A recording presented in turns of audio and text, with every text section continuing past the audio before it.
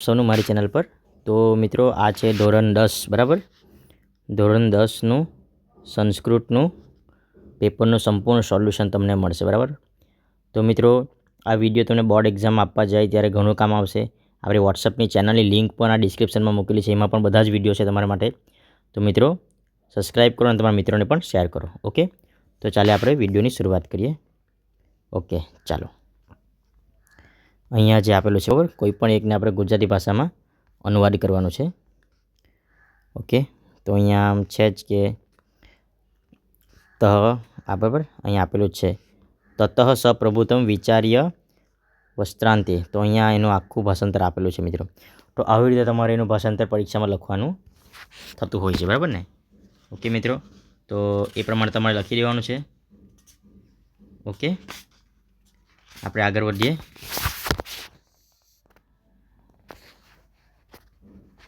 Okay, તો મિત્રો આપણે પ્રશ્ન નંબર 3 તરફ આગળ વધીએ.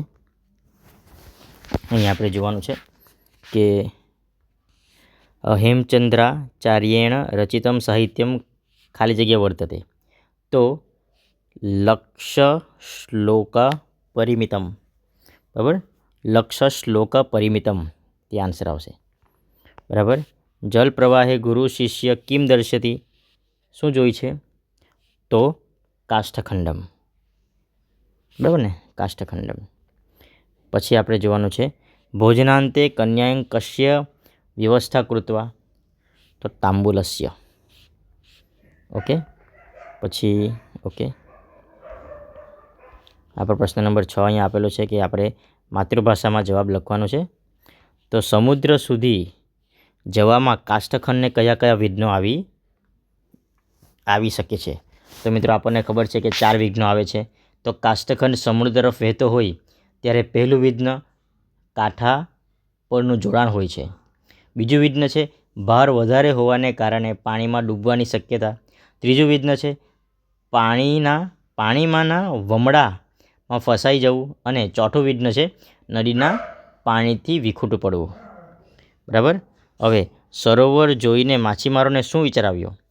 તો સરોવરને જોઈને માછીમારોને વિચાર્યું કે વાહ, આ સરોવર તો ઘણા માછલાઓવાળું છે, ક્યારેય આવું સરોવર આપણે જોયું ન હતું. તો આજે આહારની સારી વ્યવસ્થા થઈ ગઈ, આવતીકાલે અહીં આવીને માછલા, કાચબા વગેરેને જરૂર મારી નાખીશું બરાબર. તે પ્રમાણે આપણે જોવાનું છે. ઓકે, તો આધુનિક યુદ્ધ અને મહાભારતકાલીન યુદ્ધ વચ્ચે કયો તફાવત છે? તો આધુનિક યુદ્ધમાં રાસાયણિક અસ્ત્રશસ્ત્રોની બધી જ ચીજવસ્તુઓ પ્રદૂષિત અને ઝેરી બની જાય છે. આવા યુદ્ધો માનવજાતના માટે હાનિકારક છે. ઓકે મિત્રો, આમાં જોઈએ આપણે ટૂંક નોંધ લખવાની છે. હું તમને આ PDF બતાવું છું કે યદ ભવિષ્યતો વિનશ્યતિ વાર્તામાંથી કયો બોધ મળે છે. ગુણવંતી કન્યાના આયોજન વિશે ટૂંક નોંધ લખો. તો આનું હું તમને બતાવું છું કેવી રીતે લખવાનું. ઓકે મિત્રો, તો આ છે સવાલનો જવાબ. યદ ભવિષ્યતો વિનશ્યતિ વાર્તામાંથી મળતો બોધ બરાબર. તમે આ પ્રમાણે તમે લખી શકો છો કે વાર્તામાંથી આ બોધ મળે છે કે જે આવ્યું નથી તેની અટકળ કરનારો અને જેની બુદ્ધિ ત્વરિત નિર્ણય લેનારી છે તે બંને સુખપૂર્વક જીવન જીવે છે, પરંતુ જે વ્યક્તિ ભવિષ્યમાં થનાર છે તે ભલે થાય એવું વિચારવાવાળા આળસુ અને નિરુદ્ધમી છે તેને વિનાશ થાય છે બરાબર ને. એ પ્રમાણે તમારે લખી દેવાનું છે. ઓકે, તો આપણે જોઈએ નેક્સ્ટ પ્રશ્ન નંબર 10. ગુણવંતી કન્યાનું આયોજન. શક્તિકુમારે ગુણવંતી કન્યાને માત્ર એક પ્રશસ્ત ડાંગર આપીને તેમાંથી વિવિધ વાનગીઓ બનાવવાની ભોજન તૈયાર કરવા કહ્યું બરાબર ને. તમે જોઈ શકો છો બરાબર.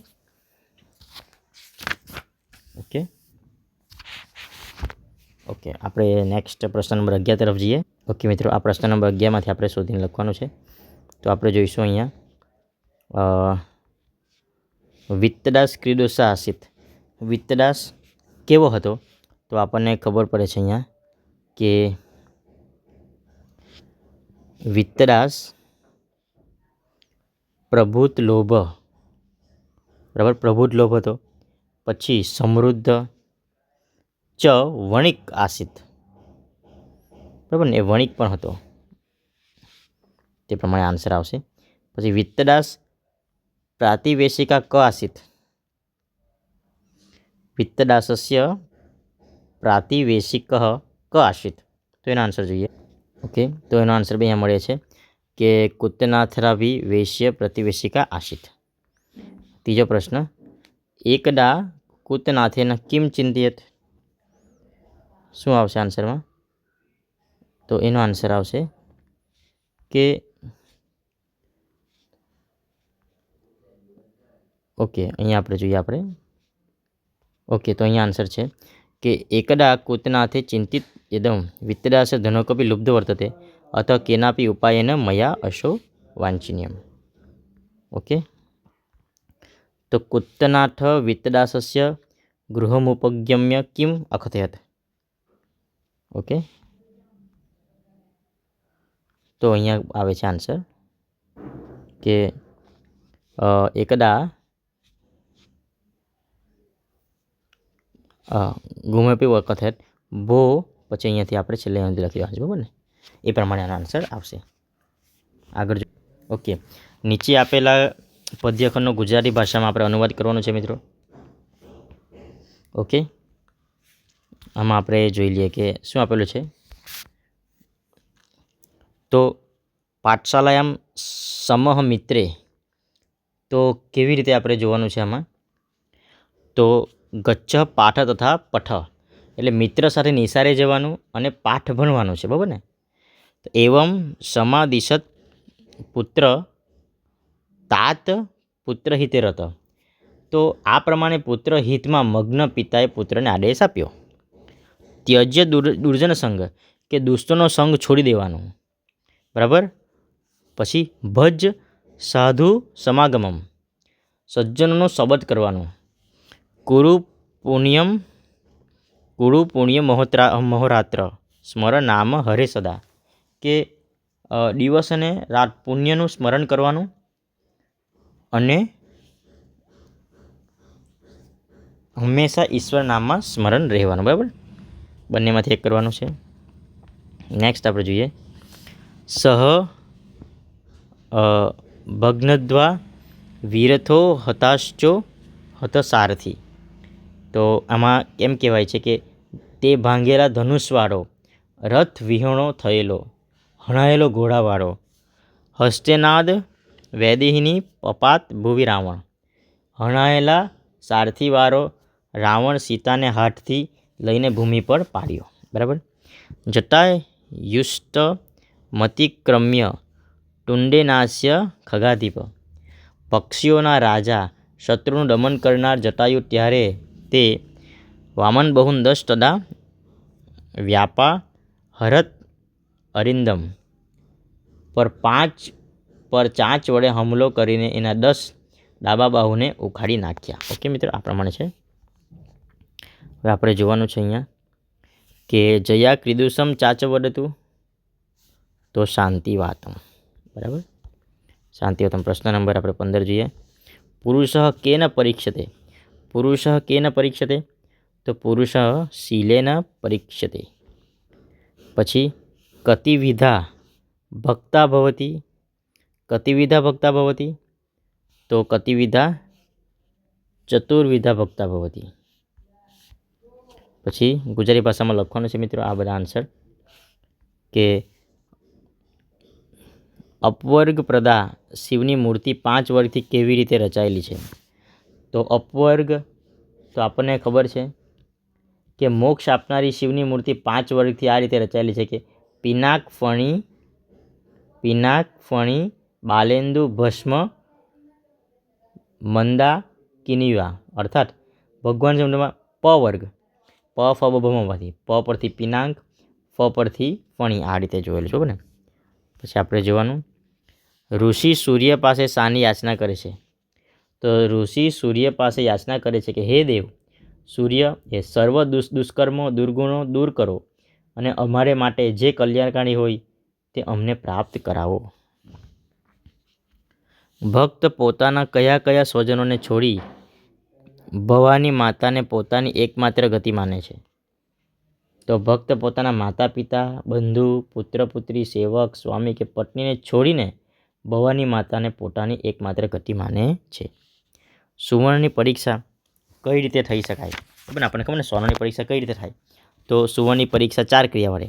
ઘસવાની ક્રિયા કરવાનું પહેલાં તો, પછી કાપકૂપ કરવાથી, ટપાવવાથી અને ટીપવાથી થાય છે.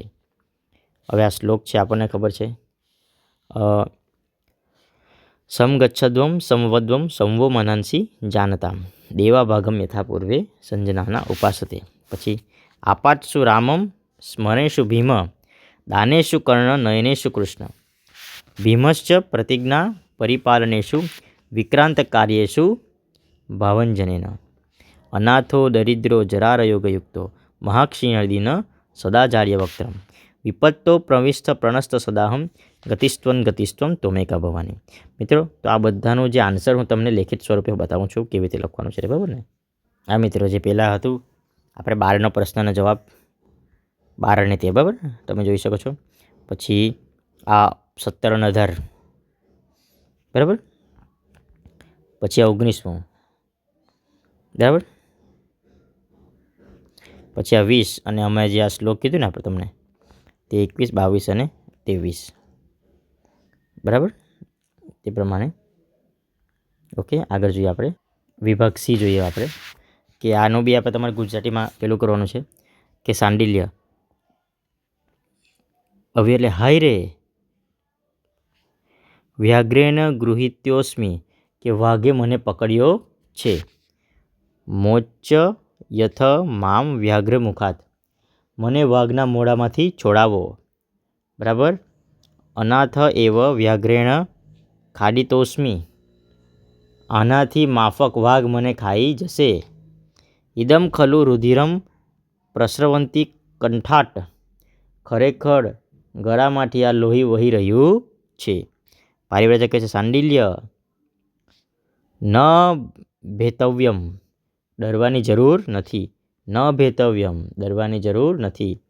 મયુરઃ ખલુ એષ આ તો ખરેખર કોણ છે? તો મોર છે. મયુરઃ ખલુ એષ એટલે મોર છે. સાંડિલ્ય સત્યમ મયુરઃ સાચે જ મોર છે. તો પરિવ્રાજક કહે છે, પરિવ્રાજક એટલે સંન્યાસી. અથ કિમ હસ તો સત્ય મયુર તો મોર જ તો છે. સાંડિલ્ય કહે છે યદિ મયુરઃ ઉદ્ઘાટયામિ અક્ષમી તો જો મોર હોય તો આંખો ઉઘાડું છું, બરાબર. એ પ્રમાણે છે. પછી આ પણ છે કે સુનિત કહે છે સચેતા પશવ પક્ષીશ્ચ કિમ કુર્વંતી કહે છે ચેતનાવાળા પશુઓ અને પક્ષીઓ શું કરે છે? તો પુનિત કહે છે અટે ઘટનાયા ઉત્તિષ્ઠાત ધ્વને આ બધા ઘટનાને ઉઠેલા ધ્વનિને ભય અનુભવે છે. અતઃ એટલે તેથી ઘટના સ્થળા દૂરાત ધવંતી એટલે તે ઘટનાના સ્થળથી દૂર ભાગે છે. સુનિત સત્યમ વદતિ ભવાન તમે સાચું કહો છો. તો ગવાદય પશુસ્તુ નિર્બુદ્ધય સંતિ તો ગાય વગેરે પશુઓ તો બુદ્ધિ રહિત છે.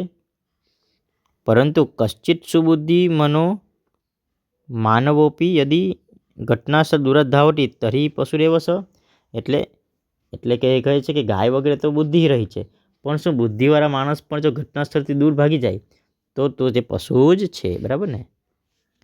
ઓકે. પ્રશ્ન નંબર 26 આપણે જોવાનું છે.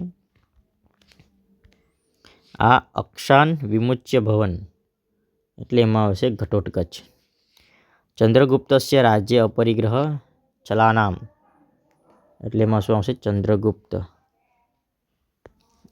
ચંદ્રગુપ્ત પરમાં શું આવશે? આપણે જોઈએ તો ચાણક્ય. ચંદ્રગુપ્ત એટલે ચાણક્ય.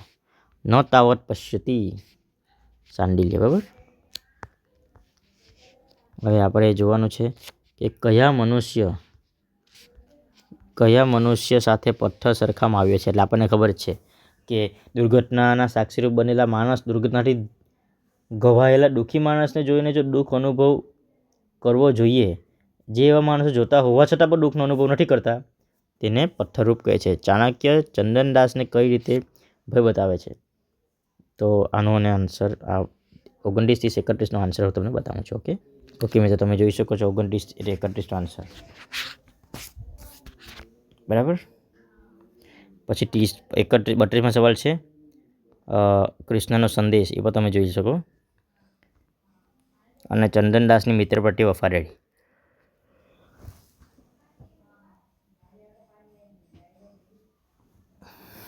આ બી તમે જોઈ શકો છો, બરાબર ને?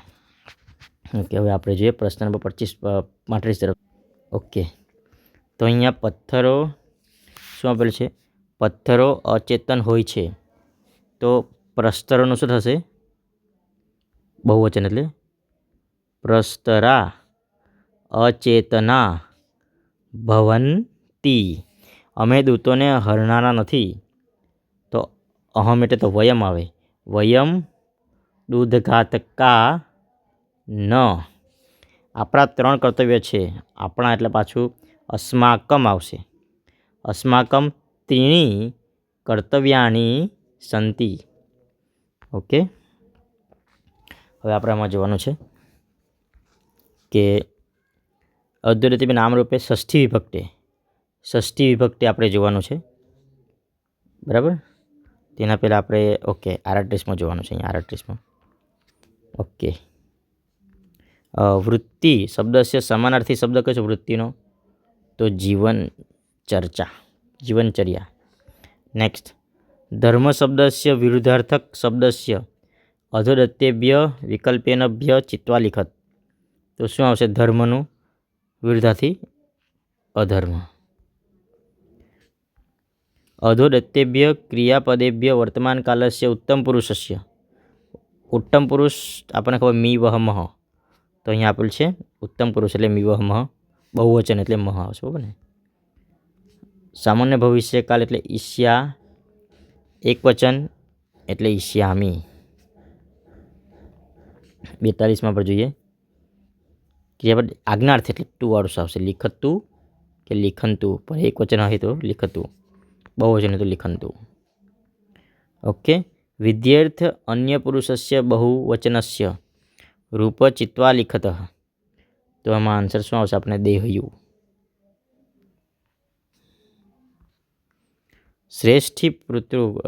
શ્રેષ્ઠી પુત્ર કાંચીનગરે અવસત. દત્તેભ્ય વાક્યના સ્મ પ્રયોગ આપણે જોવાનું છે. તો વસતી સ્મ. ઓકે, હવે આપણે જોઈએ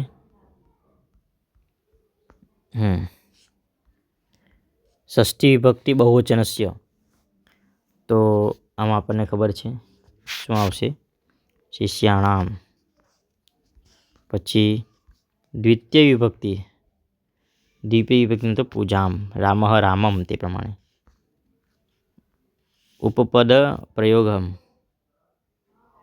આમાં તો રામાય, સૂર્યાય નમઃ, રામાય નમઃ, અર્કાય નમઃ, તે આય નમઃ, બરાબર ને?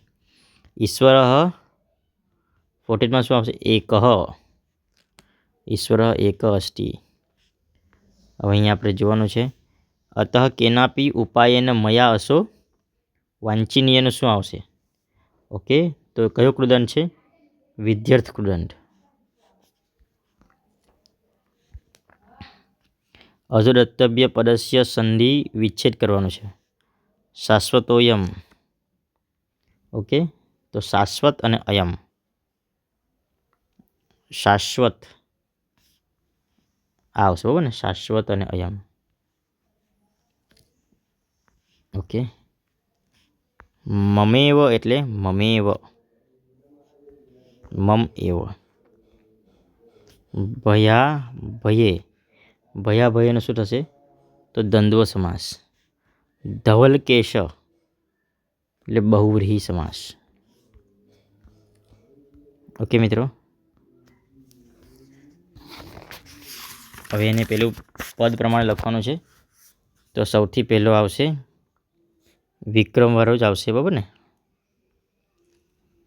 બીજું આવશે વિજયાનગરીવાળું, ત્રીજું આવશે ધનેન, અને ચોથું આવશે આ પ્રમાણે લખવાનું છે. હવે મિત્રો આમાંથી આપણે સવાલ જવાબ શોધીને લખવાનું છે.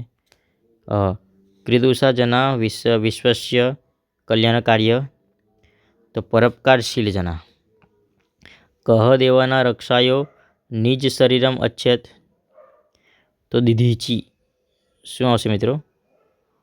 દિધીચી દેવાનામ રક્ષાયો આપેલું છે આમાં. આયરો. રાજા શિબી કિમર્થમ સોમાસમ અયચ્છન. રાજા શિબી કિમર્થમ સ્વમાસમ અયચ્છ, તો રાજાસિબી કપોતસ્ય, બરાબર, પ્રાણમ રક્ષિતું એ પ્રમાણે આવશે. દાનશીલ કર્ણ કિમ અયચ્છ, સ્વ કવચ કુંડલે, શું આવશે?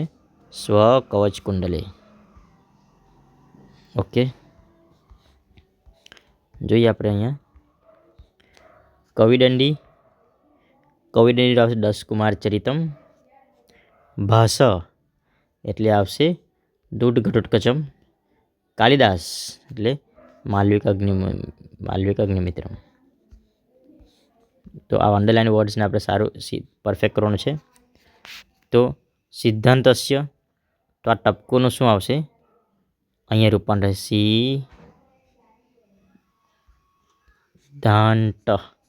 આવી રીતે આવશે ને, સિદ્ધાંતસ્ય. આ ટમાં ન લાગી જશે, બરાબર. પછી નેક્સ્ટ આપણે જેવું પૂર્વમ, તો આનું પૂર્વમ, બરાબર ને, આ તો ઇઝી હોય છે. પછી પતંજલિ નામ, આ જે ટપકું છે તે આવી રીતે જમાં લાગી જશે, પતંજલિ નામ. પછી કથયંતી, આ પણ અહીંયા ટ આવી રીતે થશે, બરાબર ને, આવી રીતે થશે કથયંતી, બરાબર. હવે શ્લોકનો અનુવાદ આપણે જોવાનું છે. શ્રદ્ધાવાન લભતે જ્ઞાનમ તત્પર શયેન્દ્રિત, જ્ઞાનમ લબ્ધ્વા પરામ શાંતિમ આચાર્યેણ ધીમિગચ્છતિ. એટલે સાવધાન અને જેની ઇન્દ્રિયો કાબૂમાં હોય છે તે શ્રદ્ધાવાન જ્ઞાન પ્રાપ્ત કરે છે. જ્ઞાન પ્રાપ્ત કરીને તે ટૂંકમાં સમયમાં પરમ શાંતિ પામે છે. ઓકે મિત્રો, એ પ્રમાણે છે. ઓકે મિત્રો, થેન્ક યુ. અર્થ વિસ્તાર પર તમે કરી શકો.